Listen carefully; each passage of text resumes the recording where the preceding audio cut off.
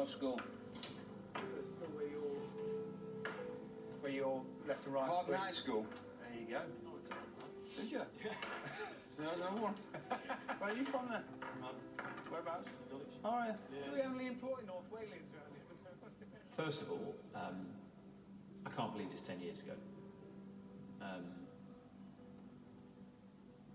I'll be honest with you, I remember the day really vividly, and I do go over it in my mind quite a bit.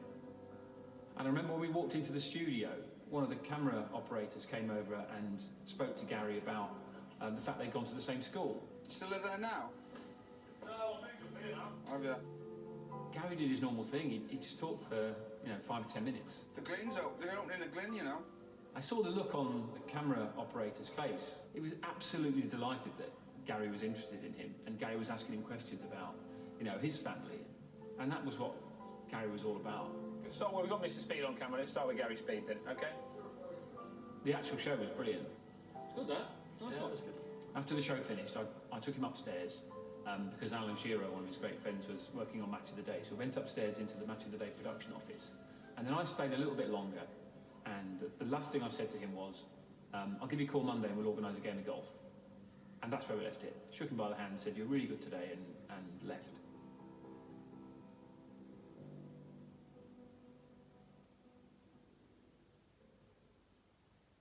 The next morning, the Sunday morning, I remember being sat in church and my phone was just going crazy, like phone call after phone call after phone call, and text.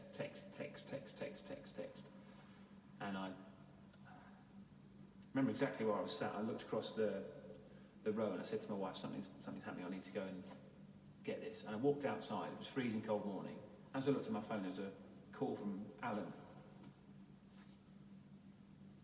And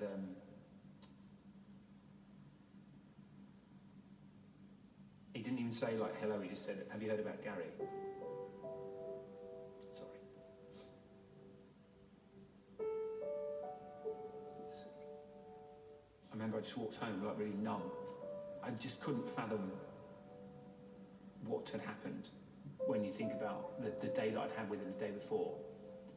Then you just go back over absolutely everything.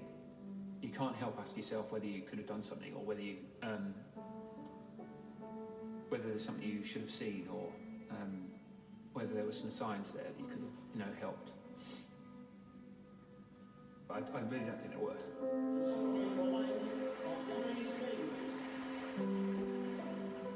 The whole of the country was in shock. I mean, people were heartbroken. I think everybody who knows him really well would say that they don't have the answers to why he did what he did. But all I know is that his two boys and those that knew him best felt that something happened that day, that Gary felt for whatever reason there was no other way out. And that's incredibly sad and distressing, particularly for his family, because his two boys absolutely adored him and he loved them. But they miss him, and nobody would have wished for them to go through what they've been through, but I think both of them would say that they know now very clearly that if they were ever struggling, if they felt they couldn't cope, then they'd talk to someone. And I think